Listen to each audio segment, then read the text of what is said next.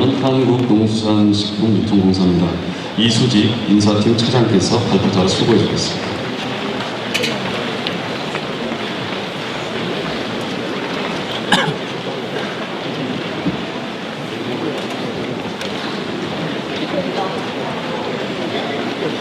네, 반갑습니다.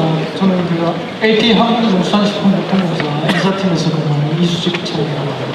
오늘 이렇게 회사 소개하고 채용에 대해서 설명하게 돼서 되게 무지 기쁘게 생각합니다. 간략하게 공사에 대한 소개하고 채용 전형에 대해서 절차를 개략적으로 말씀드리고 자세한 사항은 일단 선거에 대한 시간에 좀 더 상세히 말씀드리도록 하겠습니다.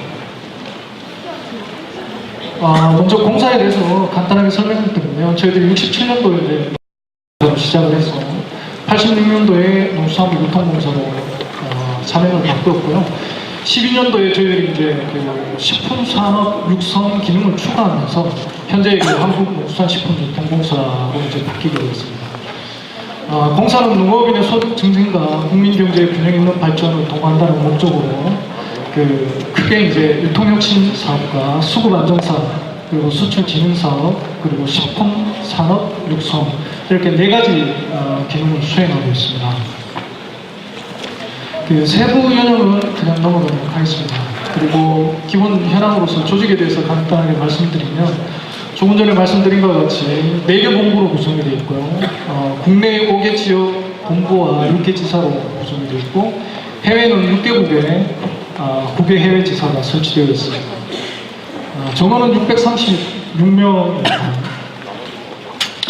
그리고 지사에 대해서 조금 세부적으로 말씀드리면 해외 지사는 6개국, 주로 이제 저희들 이제 농식품 수출 지역이라고 보시면 될 것 같습니다.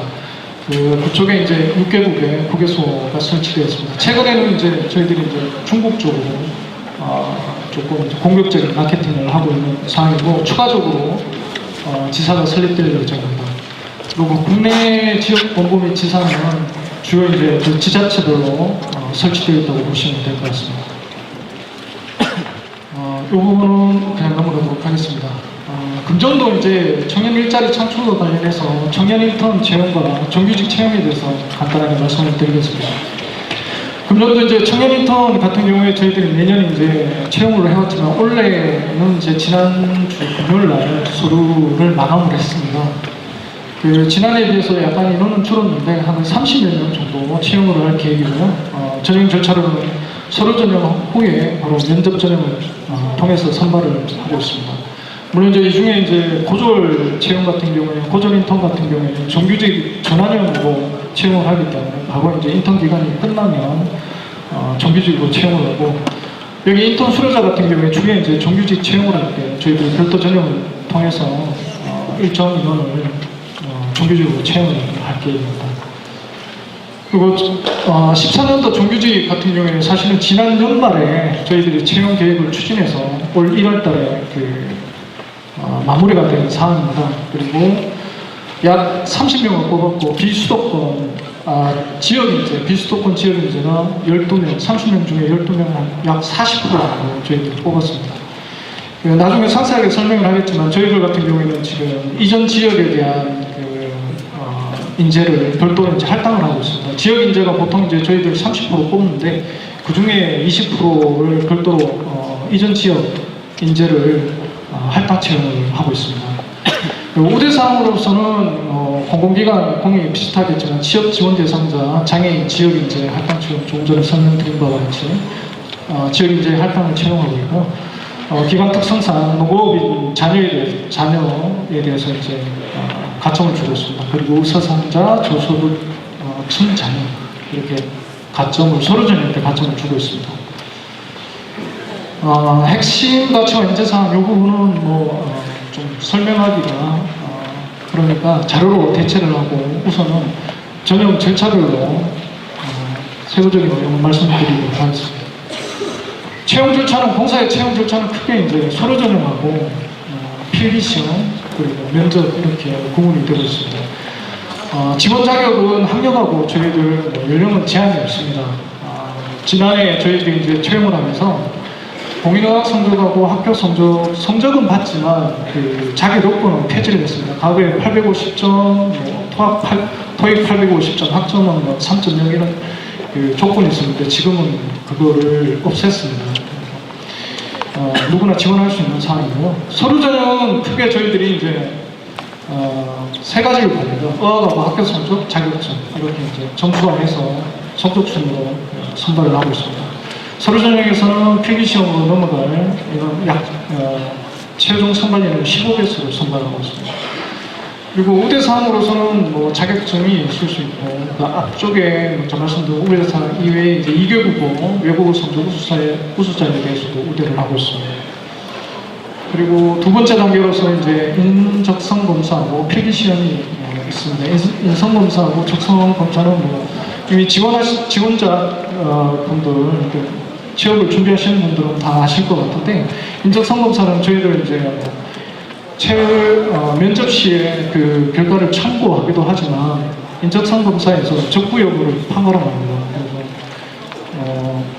면접 전형으로 이제 넘어가실 분들은 인적성 검사의 합격자에 대해서만 넘어가고 있습니다.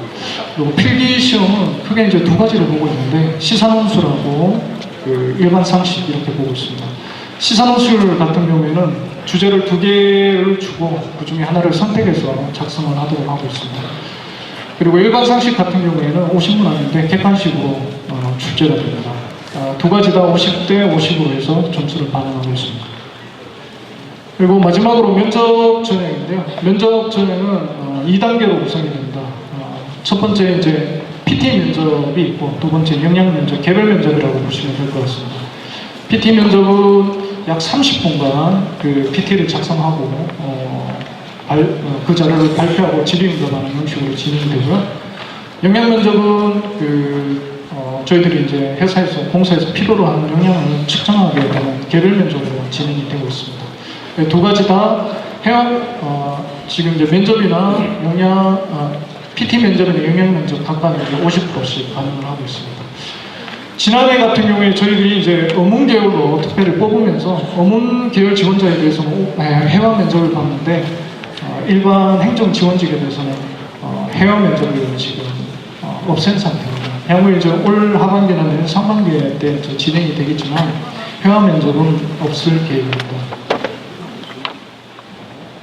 예, 이상으로 그 설명을 마치도록 하고 자세한 사항은 나중에 추후에 다시 한번 말씀드리도록 하겠습니다. 감사합니다.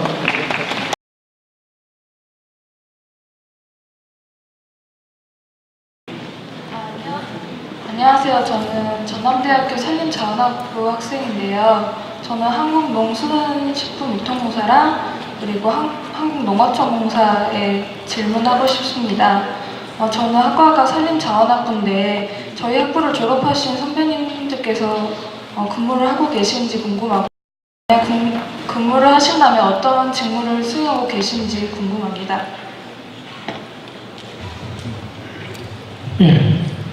오랜만에 질문을 받았는데 감사합니다. 이제 전공하고 관련해서 질문을 해주셨는데요. 저희들은 전공이라든가 학력 이거를 제한 두지 않기 때문에 지금 이제 모든 학과에서 지금 지원을 하고 있습니다. 그리고 업무가 일반 행정직 위주로 되어 있기 때문에 특별하게 이제 전공을 이제 제한을 하고 있지 않습니다. 방금 이제 말씀하신 그 산림자원학과 제 기억으로는 아마 선배가 없는 걸로 알고 있고요. 관련 학과 전공자는 없는 걸로 기억을 하고 있습니다.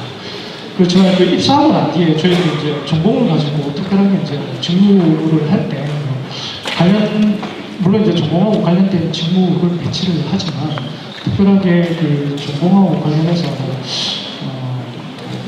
제외한다거나 안 좋게 대우한다거나 그런 거는 전혀 없습니다. AT에서 추가 답변 드리면은 제가 같이 이제 공부장을 하면서 했던 친구들 산림자원학부 친구들 많이 만나는데 그런 친구들은 주로 이제 저희 공사보다는 산림청 쪽을 생각하시면서 많이 준비하시는 분이 많더라고요. 그렇기 때문에 저는 이제 전대 식물생명공학을 전공했는데 관련 농대 선배님을 좀 찾아뵈도 산림자원학부 관련 선배님은 제가 아직까지 못 뵀던 것 같아요. 또한 AT 같은 경우에는요, 제가 듣기에 지금 중국어 가능한 사람들을 굉장히 우대하고 있다고 들었는데 지금 세계 중국 지사에서 파견 나가시는 그 근무자분들은 현재 어떤 일을 하고 계시고 주된 업무가 어떤 것인지도 여쭙고 싶습니다. NT에서 말씀드리겠습니다. 해외 지사에서 근무하시는 분들의 그 역할을 여쭤보셨고 중국어 우대에 관해서 여쭤보셨는데요. 저희들이 그 채용 그 전형상에서 특별히 이제 언어를 이제 우대하는 경우는 없습니다. 다만 이제 2개국어를 이제 능통한 자에 대해서는 우대하는 게 있습니다. 그리고 이제 저희들이 이제 해외 지사 같은 경우에 이제 6개국에 있지만 최근에 와서 이제 VIP께서 이제 대중국 수출에 대해서 좀 관심을 가지시고 한중 FTA가 이제 본격적으로 이제 추진이 되면서 중국 쪽으로 이제 인력이 수요가 조금 있는 편입니다. 그래서 최근에 이제 그 중국 쪽에 나가 있는 인력들이 주로 하는 업무는 그 한중 FTA 대비한 현지 이제 시장 조사 업무뿐만 아니라 지금 이제 국내 이제 수출 업체들이 해외 마케팅 업무를 이제 지원하는 업무와 그리고 우리 직원들이 직접 이제 시장 개척 그 업무를 하고 있습니다. 최근에는 이제 저희들 상해라든가 북경이라든가 주요 도시 이외에 이제 그 중국 시장 내륙 쪽으로 이제 본격적으로 이제 그 시장 개척 활동을 하기 위해서 추가적으로 이제 지사 설립을 앞두고 있습니다. 안녕하세요. 저는 조선대학교 공학부 컴퓨터과학부 장대종입니다. 저는 여기 앞에 9개 공공기관에 질문을 드리고 싶은데요. 일단 솔직히 직업이란 게 생계 유지이다 보니까 제일 중요한 초봉 그리고 그에 따라 입사했을 때 그 혜택들 두 번째로는 아까 전에 거의 다 2차 때문에 인적성 검사 시험이 있다는데 다들 어떤 식으로 인적성 검사 시험을 준비했는지 좀 조언 좀 해주시겠습니까? 초봉 같은 경우는 공공기관 같은 경우는 뭐든 공사든 공단이든 진흥원이든 다 홈페이지 가보면 작년도 신입생 기준으로 다 초봉이 명시되어 있습니다. 그 부분을 다 참조하시면 될 것 같고요.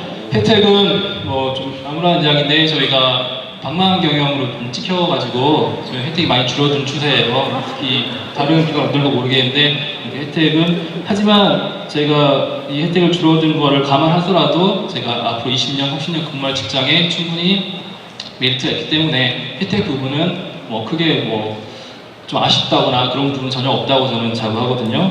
그리고 인적성 검사 같은 경우는 간략하게 말씀드리면 한정 거부터 준비하세요.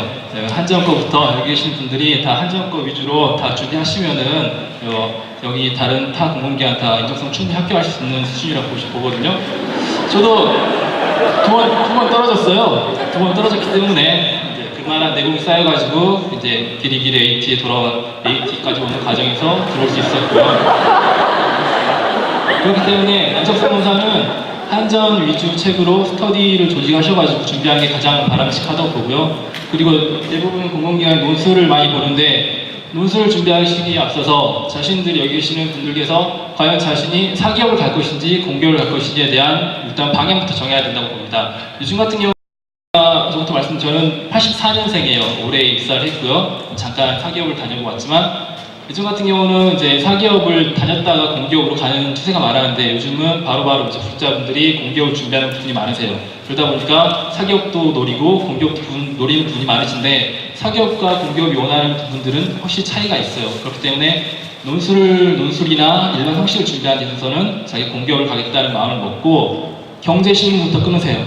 경제신문부터 그런 거는 좀 제가 대학생 할 때 느꼈던 거는 경영학과, 경제학과 이런 업무계열 분들이 경제신문 들고 다니시면서 뭐 공부하시고 하는 거 좋은데 공기업을 위해서는 경제신문보다는 일반 종합일간지가 훨씬 낫습니다. 자신의 논술을 위해서 종합일간지 들고 다니시고 꾸준히 읽으시고 그리고 마지막으로는 뒤에 신문 사설들이 있는데 그 신문 사설들을 하루에 한 편씩 정도는 필사를 하세요. 필사를 하면서 자기가 논리를 세울 수 있고 문장을 구조할 수 있는 능력이 길러지기 때문에 채용 전형 1개월, 2개월 전부터는 하루하루 필사하시는 게 저는 도움이 된다고 봅니다. 그러고 나서 면접은 다른 분이 더 자세히 말씀 주실 것 같아서 여기까지 하고요. 다른 기관 선배님도 부탁드리겠습니다. 잠시만 교통공사에서 예. 추가 답변을 좀 하도록 하겠습니다. 옆에서 말씀하신 것처럼 저희들이 지난해 이제 연말에 방만기업을 이제 지켰는데요. 그거는 이제 저희들이 이제 복리 수준이 타 기관에 비해서 높다라는 이야기가 나왔습니다. 근데 그게 이제 내용면으로 보면 이제 공통비 이제 저희들은 어린이집을 설치할 의무는 없지만 저희들은 어린이집을 지금 가지고 있고요. 그게 이제 공통적으로 들어가는 이제 복리비가 조금 많다 보니까 이제 그런 부분이 있었는데 이런 부분이 개선된다고 하더라도 개별적으로 그 복리 차원 변동이 없을 거라는 말씀을 드리고 저희들이 이제 그 외에 이제 근무 요건으로 봤을 때 일가정 양립이라든가 여직원들의 이제 일과 이제 가정을 동시에 이제 할 수 있도록 여러 가지 이제 많은 근로 요건들을 개선하고 있습니다. 특히 이제 지난해 같은 경우에는 저희들이 이제 일터 혁신 그 대상을 최우수상을 받았습니다. 이거는 이제 공공기관 최초이고요. 그만큼 여러분들이 들어왔을 때 그 급여 이외에 많은 부분들이 그 근무하기 좋은 환경이라는 말씀을 꼭 드리고 싶습니다.